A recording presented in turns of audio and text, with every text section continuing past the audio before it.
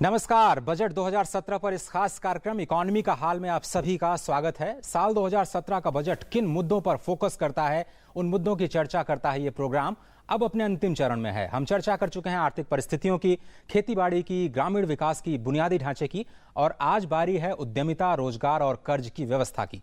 साल 2014 जनधन योजना के लिए जाना जाएगा, साल 2015 मुद्रा योजना के लिए जाना जाएगा, और अगर बात करें साल 2016 की तो वो जाना जाएगा startup India, stand up India के बारे में। और आज चर्चा इसी के इर्द गिर्द होगी। हमारे साथ दो मेहमान हैं इस कार्यक्रम में, उनसे आपका परिचय करा दें। मेरे इमीडिएट लेफ्ट हैं RM मल्ला साहब, एमिनेंट बैंकर और बहुत पैशनेट हैं फाइनेंशियल इंक्लूजन को लेकर के। बहुत बहुत शुक्रिया इस कार्यक्रम में शामिल होने के लिए। साथ ही साथ राजू मोजा, एक यंग इंडिया के पहचान, स्टार्टअप इंडिया के पहचान, एक एंटरप्रेन्योर और स्टार्टअप। बहुत बहुत शुक्रिया राजू आपका भी इस प्रोग्राम में आने के लिए। शुरुआत करते हैं मुद्रा बैंक योजना, या कहें कि प्रधानमंत्री मुद्रा योजना। आइए देखते हैं कि ताजा आंकड़े क्या हैं और कहां तक पहुंची है गाड़ी, क्योंकि ये एक गेम चेंजर माना जा रहा है। ये एक बहुत बड़ी योजना मानी जा रही है। कितने करोड़ लोगों को फायदा अभी तक हुआ है? 2,26,63,400। और अगर आप इसको करीब करीब 5 लोगों का एक परिवार माने तो 10 करोड़ से ज्यादा लोग इसके टच में, यानी इससे जो स्पर्श जो ये योजना है वो कर चुकी है। लोन राशि कितनी मंजूर हुई अभी तक? 94,575 करोड़ ये सैंक्शन राशि है। और आइए देखते हैं कि अब कितने करोड़ रुपए के लोन दिए जा चुके हैं। लोन बांटा जा चुका है 88,188 करोड़। ये 3 आंकड़ों के जरिए हमने आपको एक मोटी तस्वीर दिखाई कि कितने करीब करीब अगर 2-2.25 करोड़ लोग इस योजना से प्रभावित होते हैं, और अगर उसको 5 से एक बहुत सिंप्लीफाई किया जाए मल्टीप्लाई करके, तो करीब करीब 10-11 करोड़ लोग इससे जुड़ चुके हैं। मल्ला साहब, क्या ये पिछले बजट का एक मास्टर स्ट्रोक था? आप मानते हैं? मैं बिल्कुल मानता हूं। किसी भी देश की प्रगति में सबसे इंपॉर्टेंट 2 चीजें होती हैं। एक होती है एंटरप्रेन्योरशिप और दूसरी होती है कैपिटल। हमारे देश में 125 करोड़ करीब लोग हैं और सबसे बड़ी ताकत हमारी है युवा शक्ति।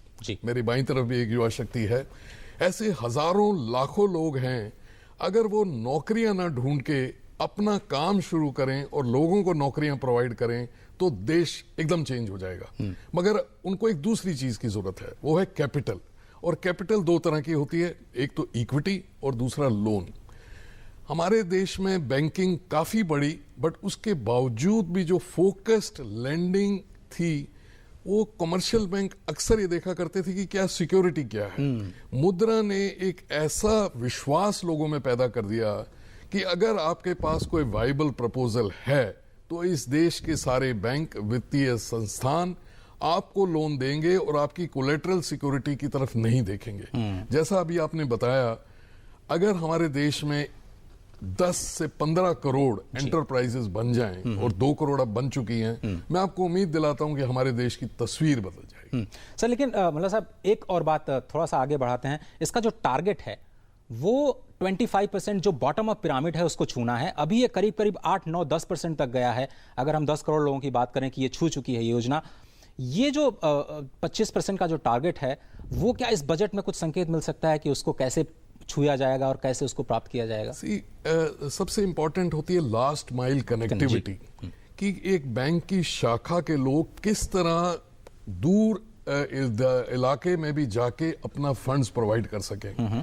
और मुझे पूरी उम्मीद है कि जिस तरह से बिजनेस कॉरेस्पॉन्डेंट मॉडल था जो कि सेविंग्स वगैरह करते थे, इसी तरह का मॉडल लैंडिंग में भी आना चाहिए। कुछ ऐसी इंटरमीडियरीज हों जो कि बैंक की सुविधा को एक एंटरप्रेन्योर तक ले जा सके। इसका संकेत जरूर आ सकता है और कई तरह से आ सकता है। उनको इंसेंटिवाइज किया जा सकता है और मुझे लगता है कि ये होना चाहिए। राजू, एक छोटा सा कमेंट आपसे चाहेंगे। ये जो मुद्रा योजना है, जो विदाउट कोलेटरल लोन पहली बार एक तरह से कही जाए कि सरकार ने कोशिश की है, और क्रेडिट गारंटी की भी जो घोषणा है वो कैबिनेट ने कर दी है। ये जो इकोसिस्टम में चेंज है आज से 3 साल पहले, 5 साल पहले, कितना महत्वपूर्ण है? देखिए, प्रिंसिपली तो महत्वपूर्ण है, लेकिन मैं मल्ला साहब को पता होगा, पहले भी एक स्कीम थी जो चल रही, CTG SME स्कीम, जो 1 करोड़ तक की लोन, नॉन कोलेटरलाइज लोन बैंक दे सकता है। के जरिए जो सिडबी नहीं, कोई भी पंजाब नेशनल बैंक, उसमें बहुत सारे बैंक्स थे उसमें इन्वॉल्व थे। तो इम्प्लीमेंटेशन में हमेशा रुकता था। ओके, मल्ला साहब तो इसके मतलब ही knows in and outs of it, तो वो इम्प्लीमेंटेशन पे हमेशा रुकता था। उसको अगर इसको मुद्रा बैंक को पर्कुलेट करना, जैसे ये बोल रहे थे, इसको बैंकिंग कॉरेस्पॉन्डेंट्स के साथ जोड़िए, आप इसको पर्कुलेट डाउन कर दीजिए, इंप्लीमेंटेशन पे फोकस कर दीजिए। इंडिया में प्रॉब्लम क्या है कि स्कीम्स तो बहुत अच्छी हैं, लेकिन इंप्लीमेंटेशन में हमारा फोकस अनाउंसमेंट्स पे जाता है, लेकिन इंप्लीमेंटेशन पे नहीं जाता है। वो की है। मल्ला साहब, आप तो खुद आईडीबीआई को हेड कर चुके हैं, इतना बड़ा संस्थान जो पहले उद्योग के ढण के लिए ही बना था और उसके बाद में एक फाइनेंशियल इंस्टीट्यूट के तौर पर आया। क्या आप इकोसिस्टम में कुछ चेंज देखते हैं? अगर लेंडिंग की बात की जाए, अगर केवल 2-2.5 सालों की बात की जाए, तो क्या बैंकों का नजरिया बदला है उद्यमिता को लेकर के, एंटरप्रेन्योरशिप को लेकर? बिल्कुल बदला है। मैं आपको ग्रास रूट की बात बताता हूं कि आप 1,000 करोड़ रुपए का लोन एक कंपनी को दें या 1-1 करोड़ के 1000 लोन दें, ये दुनिया में स्थापित हो चुका है कि हमेशा अच्छा रहता है छोटे छोटे लोन ज्यादा लोगों को दो। उस डाइवर्सिफिकेशन के कई फायदे होते हैं। अगर आपने एक ही लोन 1,000 करोड़ का एक बड़ी कंपनी को दे दिया और वो डामाडोल हो गई, तो आपका 1,000 करोड़ रुपया खतरे में आ सकता है। जबकि 1-1 करोड़ रुपए के 1000 कंपनियों के लोन में हो सकता है 2-4 खराब हों।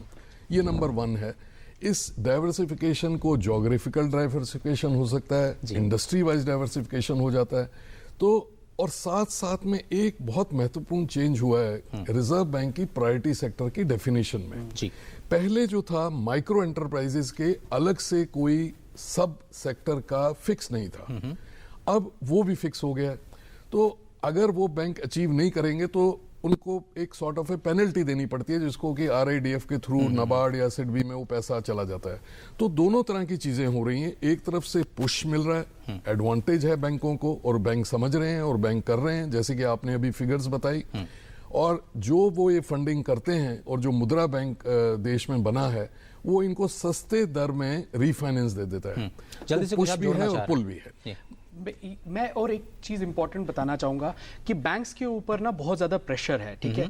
बैंक्स का काम है पैसा देना और पैसा लेना, लेकिन इंडिया में जैसे जनधन योजना हुई, पेंशन हो गया, there is so much of pressure, targets है पब्लिक सेक्टर बैंक में, जो उनका पूरा फोकस उस पे जाता है। जो प्राइम जो हमारा फोकस बैंक का हमेशा फोकस होना चाहिए, इट शुड बी लेंडिंग और बोरोइंग, मतलब पैसा लेना और पैसा देना। लेकिन जब हम सारी स्कीमें इनके थ्रू डाउनलोड करते हैं, तो बैंक्स के ऊपर, मैं आपको ऑन द ग्राउंड जो हो रहा है वो बता रहा हूं आपको। चलिए, आप कह रहे हैं जो कोर बिजनेस है वही करना चाहिए। हाँ। और ज्यादा फोकस्ड प्रायोरिटी सेक्टर लेंडिंग, लेकिन वो बहुत इंपॉर्टेंट है। मतलब प्रायोरिटी सेक्टर लेंडिंग ठीक है, लेकिन जैसे आप पेंशन आपके थ्रू, ये बैंक के लिए प्रॉफिटेबल नहीं, उसका बैंडविड्थ जा रहा है। मैं पेंशन की बात कर रहा हूं। चलिए यार, तो अब हम आपके जो आपसे जुड़ी योजना है, जो स्टार्टअप इंडिया योजना जो अभी लॉन्च की गई, उसकी ओर रुख करते हैं और अब देखते हैं कि जो ये अभियान, सरकार इसे एक अभियान का नाम दे रही है, एक आंदोलन का नाम दे रही है। आप जानते हैं कि जो जनधन योजना है वो तो मिशन के तरीके से शुरू की गई थी, मुद्रा योजना भी मिशन के तौर पर शुरू की गई, लेकिन अब ये एक आंदोलन है। स्टार्टअप को सहारा देने के लिए 10,000 करोड़ रुपए के फंड्स ऑफ फंड कहें तो उसकी व्यवस्था की जा चुकी है। बजट में शायद कुछ ऐलान देखने को मिल सकता है। दूसरा बड़ा पॉइंट स्टार्टअप इंडिया का, एक ही दिन में शायद अब मोबाइल ऐप पर ही रजिस्टर हो पाएगी कंपनी, जिसे करीब 3 महीने तक लग जाते थे आज से 3 से 4 साल पहले। आगे बढ़ते हैं। 3 साल के मुनाफे पर कोई भी टैक्स नहीं। कोई भी अगर आप प्रॉफिट करते हैं, ये 5 साल के लिए है, लेकिन आप 3 साल तक मुनाफा करते भी हैं तो उस पर कोई भी टैक्सेशन नहीं हो। और सबसे बड़ी बात कि सरकार ने कहा कि वो एक फैसिलिटेटर का काम करेगी।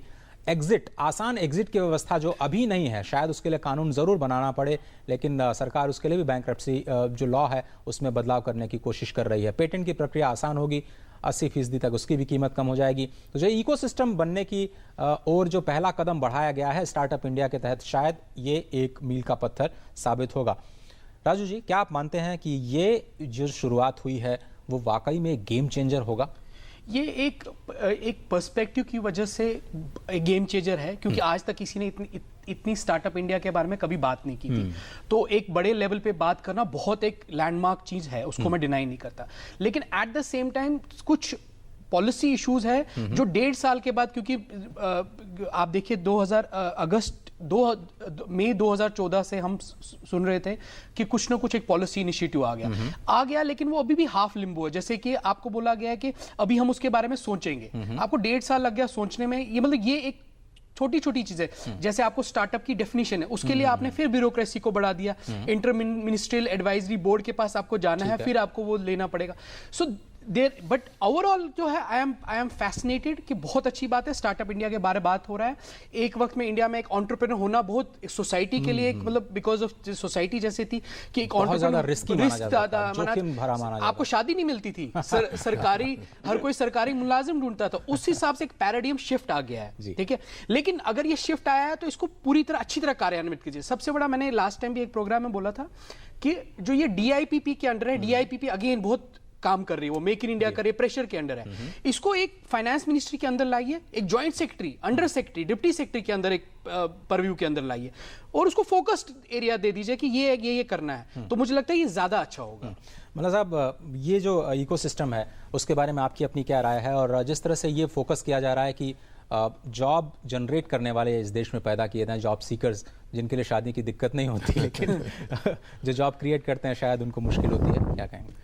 देखिए, इकोसिस्टम, मैं आपको एक बड़ी इंटरेस्टिंग चीज बताता हूँ। ये हिंदुस्तान में पहली बार आज से 50 साल पहले एक्सपेरिमेंट हुआ था। एक US के बिहेवियरल साइंटिस्ट डगलस मैकग्रेगर ने एक एक्सपेरिमेंट किया था, क्या एंटरप्रेन्योर पैदा होते हैं, बिजनेसमैन इज बॉर्न और businessman can be developed. First time in Andhra Pradesh experiment was done, और ये पाया गया था कि अगर थोड़ा सा भी ट्रेट हो किसी में तो एंटरप्रेन्योरशिप डेवलप की जा सकती है, और हिंदुस्तान पहला देश था जिसने इस पे काम किया। धीरे धीरे काम होता रहा, हमारी एंटरप्रेन्योरशिप बढ़ी है। अगर आप देखें 1947 से लेके 1980 तक जो टॉप 10 इंडस्ट्रीज थे वो वही थे, टाटा, बिरला, बांगुर, उनका नंबर आगे पीछे होता था। जब आप 2000 में देखेंगे तो जो टॉप 10 इंडस्ट्रीज हैं वो 1948 में थे ही नहीं। और मैं आज आपको भविष्यवाणी कर रहा हूं कि 2025 के जो टॉप 10 इंडस्ट्रियलिस्ट होंगे वो अभी तक पैदा भी नहीं हुए। और वो लोग कौन होंगे? वो मुझे लगता है वो लोग होंगे जो उस दिन ऑनरेबल प्राइम मिनिस्टर के फंक्शन में विज्ञान भवन में बैठे थे।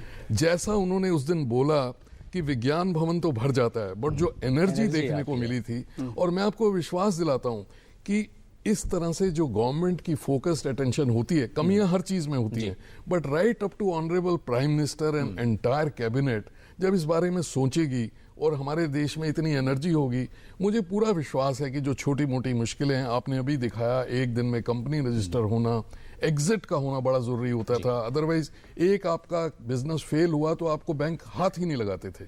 अब बड़े आराम से होगा कि ठीक है, ये मैंने बिजनेस शुरू किया, ये नहीं चल पाया, जैसा कि बाकी दुनिया में होता है, मैं दूसरा बिजनेस कर सकता हूं। तो मुझे लगता है इकोसिस्टम में एक ग्रेट चेंज आया है, और अगले 5 से 7 साल में हमारा देश वाकई जिसको कहते हैं सोने की चिड़िया था, दोबारा से बनेगा। राजू, क्या आप भी मानते हैं कि आप आगे जाते हुए ये जो जॉब क्रिएटर्स हैं वो पैदा होंगे, और जो आइडियाज और इनोवेशन की बात हो रही है, वो जो लास्ट माइल कनेक्टिविटी की बात मल्ला साहब ने की, क्या छोटी जगहों से आइडियाज निकलेंगे, इनोवेट करके वो इंटरनेशनल लेवल तक जाएंगे और स्केल अप कर पाएंगे? हाँ, एस्पिरेशंस है। जो आप देख रहे हैं, जो विज्ञान भवन में जो एनर्जी थी वो पेंट अप एस्पिरेशंस थी, उसकी मैनिफेस्टेशन, उसकी बाहर वो एक ग्लोबल स्केल पे आ जाएंगी। हमारे पास छोटी छोटी कंपनियां, हमने अभी देखिए भोपाल में एक कंपनी है कबाड़ीवाला.com है, ठीक है, छोटा सा काम कबाड़ी का कर रहा है, लेकिन उसका नजरिया भोपाल तक का नहीं है, उसका नजरिया दुनिया तक का नजरिया। इसी तरह कश्मीर से कश्मीरबॉक्स.com है, एक वेंचर है, छोटा सा वेंचर था, कश्मीर से निकला था, आज वो USA में उसका लॉन्च हो गया। तो इस एस्पिरेशंस को छोटे लेवल पे ये ग्लोबल बढ़ जाएंगी, और जो अंदर से जो एस्पिरेशनल माइंडसेट है जो एंटरप्रेन्योर का, वो धीरे धीरे अनलीश होगा। चलिए, ये पोटेंशियल जो है अनलीश होगा। लेकिन मल्ला साहब, अगर ये बोलें कि जनधन के लिए तो 2014 जाना जाएगा, एक तरीके से इकोसिस्टम उसने एक प्लेटफॉर्म जरूर तैयार कर दिया, उसको फिर आधार ने लिंक किया, और अब ये जो मुद्रा लोन बांटा जा रहा है, कम से कम आइडेंटिफिकेशन की प्रॉब्लम नहीं है जो पहले हुआ करती थी। सिर्फ आपको अब एक चाहिए कि आप एक वायबल बिजनेस मॉडल लेकर के आइए, आपकी अपनी पर्सनल क्रेडेंशियल्स काफी अच्छे होने चाहिए, और थोड़ा बहुत डिस्क्रिप्शन तो बैंकर्स का है जो कि हर बिजनेस में होता है, और आइडिया के हिसाब से आपको पैसे देंगे। ये तीनों चीज, क्या आपको लगता है कि शहर और गांव को लेकर के थोड़ा सा कहीं डिसबैलेंस दिखता है, अगर इनोवेशन की बात की जाए, आइडियाज की बात की जाए, अगर इन तीनों पैरामीटर्स पे देखें? देखिए, थोड़ा बहुत फर्क तो हमेशा रहेगा कि जहां पे फैसिलिटीज ज्यादा होंगी वो obviously ease of doing business वहां ज्यादा होगा। और बट एक और चीज होती है कि गांव के अंदर अपनी कुछ चीजें पैदा हो सकती हैं, एग्रीकल्चर से रिलेटेड, इरिगेशन से रिलेटेड, पंचायत का वर्क से रिलेटेड। तो धीरे धीरे पर्कुलेशन हमेशा होता है, ये तो हमेशा होता है कि जहां नेशनल हाईवे बनता है, हाँ, नेशनल हाईवे जब बनता है one of the biggest advantage road की यही होती है कि जैसे जैसे गांव में सड़क आती जाती है वो गांव जो है शहर से जुड़ना शुरू हो जाता है। उसके ऊपर भारत बहुत काम कर रहा है। तो मुझे उम्मीद है कि ऑफ कोर्स शहरों से ये धीरे धीरे गांव में जाएगा और पिछड़े गांव में जाएगा, क्योंकि हर गांव की अपनी कोई जरूरत होती है। राजू, जल्दी से आप बताएं कि अगर आपको रूरल एंटरप्रेन्योरशिप को बढ़ावा देना है, मिट्टी कूल जैसे एक राजकोट में एक छोटी सी जगह है, मिट्टी से वो चीज़ बनाते हैं, कुकर्स बनाते हैं और आपको यूटेंसिल्स बनाते हैं और एक तरह से स्केल अप कर चुके हैं वो। अगर उसको खेती बाड़ी से जोड़ना है, रूरल इकोनॉमी से जोड़ना है, क्या किया जाना चाहिए? उसके लिए एक जो एग्रीकल्चर के अराउंड जितने भी इनिशिएटिव्स है, जितने भी है, उनको आप डीरेगुलराइज कर लीजिए। ठीक है, उनको डीरेगुलराइज कीजिए, APMCC एक्ट में संशोधन लाइए। ठीक है, और फोकस जैसे आपने स्टार्टअप इंडिया को फोकस किया, ऐसी तरह एग्रीकल्चर अराउंड, एक एग्रीकल्चर के अराउंड जितनी भी एनिसिलरी यूनिट्स बन सकते हैं, वो फूड प्रोसेसिंग हो, फार्म एंड फोक हो, कुछ भी हो सकता है कि किसान टू फोर्क एक इनिशिएटिव है जो किसान से लेती है डायरेक्ट और डायरेक्ट गुड़गांव तक लाती है। तो इस तरह के इनिशिएटिव्स को आपको बढ़ाना पड़ेगा। मुझे लगता है कि इसका फोकस जरूर बजट में कुछ न कुछ दिखाई देगा। अब बढ़ते हैं अपने तीसरे सेगमेंट की तरफ, जिसे हम कह रहे हैं स्टैंड अप इंडिया। बहुत सारे लोगों को नहीं पता है कि स्टार्टअप इंडिया और स्टैंड अप इंडिया दो अलग अलग मिशन है। स्टार्टअप जहां केवल उद्यमिता एंटरप्रेन्योरशिप पे फोकस करता है, स्टैंड अप उन लोगों को, यानी हर बैंक शाखा से अगर बात की जाए तो एक महिला उद्यमी और एक SC ST कैटेगरी के उद्यमी का हाथ पकड़ना, हैंड होल्डिंग करना, उनको एक तरह से उद्यमी बनाना, ये एक कोशिश होगी। और देश के हर बैंक शाखा को ये हिदायत दी गई है, चाहे वो सरकारी बैंक की शाखा हो या फिर निजी क्षेत्र के बैंक की शाखा हो, कि आपको हर ब्रांच में कम से कम एक महिला उद्यमी का हाथ थामना है, कम से कम एक दलित उद्यमी का हाथ थामना है और उसको समाज के समकक्ष ला करके खड़ा करना है, वहां पर उद्यमिता का विकास करना है। और इसलिए मेरे हिसाब से स्टैंड अप इंडिया की जो योजना है वो बहुत बड़ा गेम चेंजर होने जा रहा है, क्योंकि अगर आप 1.25 लाख, तो मुझे करेक्ट करेंगे, अगर आप 1.25 लाख ब्रांचेस हैं देश में, तो करीब करीब 2.5 से 3 लाख उद्यमी ये योजना क्रिएट करने जा रही है, जो स्टार्टअप इंडिया से बिल्कुल जुदा है। माला साहब, फिर से वही बात कि जब आप महिलाओं को छूते हैं, जब आप बॉटम अप पिरामिड में दलितों को जाकर के छूते हैं और वहां पर योजना को इंसेंटिवाइज करने के लिए कम से कम बजट से एक क्रेडिट गारंटी का ही प्रावधान करते हैं, तो एक बड़ी बात है। ये आपने बिल्कुल ठीक कहा कि स्टार्टअप इंडिया का इनिशिएटिव एंटरप्रेन्योर के ऊपर है। वो अपना प्रपोजल बैंक के पास लाता है और बैंक उस पर अपना डिसीजन लेता है। बट ये जो चीज़ है, it is real game changer कि हमारे देश में कुछ वर्ग हिस्टोरिकल रीजन से पीछे रह गए हैं और ये हमारे देश का फर्ज बनता है, हर शहरी का और गांव में रहने वाले का फर्ज बनता है कि हम इंक्लूसिव ग्रोथ करें। जब तक सब साथ नहीं चलेंगे ये देश की तरक्की नहीं होगी। 1.25 लाख हम तो बैंक ब्रांचेस हैं, बट अगर आप नंबर ऑफ एम्प्लॉइज देखें तो मुझे लगता है लगभग 15 लाख बैंक एम्प्लॉइज हैं जो well educated, they can be great trainers, और उन्होंने देखी है इंडस्ट्री कैसे चलाते हैं। तो मुझे लगता है कि अगर हर ब्रांच, ये तो सिर्फ एक फिगर है, मुझे तो लगता है हर 1 महीने में एक आदमी का हाथ उनको पकड़ना चाहिए। और हाथ पकड़ने का मतलब है कि न सिर्फ है, आप मानते हैं? मेरे हिसाब से संभव है, क्योंकि हमने, जब मैं जहां काम करता था वहां ये चीज करी थी हमने। अच्छा। और वो जब हाथ पकड़ेंगे तो वो उनको सिखाएंगे, मार्केटिंग में कोई प्रॉब्लम आ रही है, प्रोडक्शन में कोई प्रॉब्लम आ रही है, ऑर्गेनाइजेशन में कोई प्रॉब्लम आ रही है, क्योंकि उनको एक्सपीरियंस है। सो ये जो हाथ पकड़ने वाली बात है, ये हमारे देश के लिए वाकई एक गेम चेंजर। मैं तो चाहता था कि राजू आपके साथ एक महिला उद्यमी भी हमारे इस कार्यक्रम में शामिल हो पाए, लेकिन वक्त की कमी की वजह से हम नहीं कर पाए। अगर आप वुमेन एंटरप्रेन्योरशिप को बढ़ावा देते हैं, कि क्या वाकई कुछ चेंज होता है इकोसिस्टम में? बहुत ज़्यादा चेंज होता है, बहुत ज़्यादा चेंज होता है, क्योंकि एक वुमेन एंटरप्रेन्योरशिप से एक सबसे बड़ी बात, एक आपका एक दूसरे को एक एस्पिरेशन मिलती है। ठीक है, उस इकोसिस्टम में एक वुमेन एंटरप्रेन्योर कुछ करती है तो 10 को वही एस्पिरेशन मिलती है, उससे फिर पर्कुलेट डाउन हो जाता है। That's how it begins and that's, मतलब तभी एक आगे वो जो वो महिला का विकास है वो हो सकता है। और सर मुझे मोजा जी ने बिल्कुल ठीक कहा। अगर आप हमारे देश में माइक्रो फाइनेंस इंस्टीट्यूशन की वर्किंग भी देखें, उन्होंने 99% लोन विमेन एंटरप्रेन्योर्स को ही दिए थे, और उससे पूरा घर आगे बढ़ता है। और सेल्फ हेल्प ग्रुप की जो पूरी डेफिनेशन होती है, क्योंकि अगर माँ काम करने लगे और वो उसके बच्चे, पूरे घर, उसका पति, सब सुधर जाते हैं। और सबसे बड़ी बात ये थी कि उसमें जो रिपेमेंट थी वो वर्चुअली 100% रिपेमेंट थी। हम सीधे रैपिड फायर राउंड पर जाते हैं, क्योंकि ये हमारा अंतिम चरण है। और रैपिड फायर में आइए देखते हैं आज का पहला सवाल क्या है। तो पहला सवाल देखते हैं आपकी स्क्रीन पर थोड़ी देर में आने वाला है। पहला सवाल मल्ला साहब के लिए हम देखते हैं क्या है बजट को लेकर के। सवाल नंबर 1, मुद्रा योजना को और असरदार बनाने के लिए क्या करना होगा मल्ला साहब? जो जिस तरह के कदम उठाए और जिस तरह की आप फिगर्स बता रहे हैं तो वो बहुत एनकरेजिंग है और इसमें जो जिस तरह का काम हो रहा है ये बढ़ते रहना चाहिए क्योंकि हमारे देश में पोटेंशियल बहुत ज्यादा है। अभी मुद्रा बैंक जो है इनडायरेक्ट फाइनेंस कर रहा है। जी रीफाइनेंस। मुझे नहीं मालूम कि वेदर वो मॉडल के साथ साथ डायरेक्ट फाइनेंसिंग भी शुरू करनी चाहिए कि नहीं, क्योंकि थोड़ा मुश्किल होगा क्योंकि उनकी रीच नहीं है। बट एक चीज जरूर होती है कि टाइम जो है एसेंस होता है और हम डिजिटल इंडिया की बात कर रहे हैं। अब एक ऐसी चीज हो जानी चाहिए कि कोई भी एंटरप्रेन्योर छोटे से छोटा भी एक डिजिटली अपनी लोन एप्लीकेशन दे पाए और उसको फंडिंग डिजिटली उसकी फंडिंग भी हो। तो आप कह रहे हैं कि इस मुद्रा योजना को डिजिटल इंडिया के साथ जोड़ा जाना चाहिए। बहुत बढ़िया पॉइंट है। आइए देखते हैं कि रैपिड फायर राउंड में क्या है हमारा आज का दूसरा सवाल, और ये सवाल भी मल्ला साहब के पास ही जाएगा। सवाल नंबर 2, जनधन मुद्रा स्टैंड अप योजना, इसके बाद अब क्या कमजोर कड़ी बची है जो इस बजट में शायद छू सकते हैं वित्त मंत्री मल्ला साहब? ये देखिए, एक सबसे बड़ी बात जो मैं कहना चाहूंगा कि किसी भी देश की तरक्की के लिए बैंकिंग बड़ी स्ट्रांग होनी चाहिए और फॉर हिस्टोरिकल रीजंस इकोनॉमी की ग्रोथ की वजह से थोड़ा सा एनपीए हमारे देश में हुआ है जिसकी वजह से काफी कंसर्न्स हो रहे हैं। गवर्नमेंट ऑफ इंडिया बड़ी कीन है कि वो बैंक्स की कैपिटलाइजेशन करेगी, जो कि बड़ी अच्छी चीज है। बट साथ साथ जो एनपीए टाइप की चीज में काफी घबराहट सी फैली हुई है। मेरा सजेशन तो ऑनरेबल फाइनेंस मिनिस्टर को रहेगा कि बैंक्स के एनपीए खरीद के एक अलग से ऑर्गेनाइजेशन बनानी चाहिए और एक कैश न्यूट्रल ट्रांजैक्शन कर देना चाहिए जिससे कि बैंक्स के एनपीए भी कम होंगे और वो नई ऑर्गेनाइजेशन जो है एनपीए पे अपनी तवज्जो दे सके। सर, इसी से जुड़ा हमारा तीसरा सवाल है। आइए देखते हैं कि क्या है हमारा आज का रैपिड फायर सवाल नंबर 3, और शायद अगर जवाब कुछ बाकी था तो दे सकते हैं। बैंकिंग सेक्टर की हालत पटरी पर लाने के लिए वित्त मंत्री क्या कदम उठा सकते हैं मल्ला साहब? एक तो मैंने जैसे कहा कि एनपीए का sell out, capitalisation of banks बड़ी जरूरी है।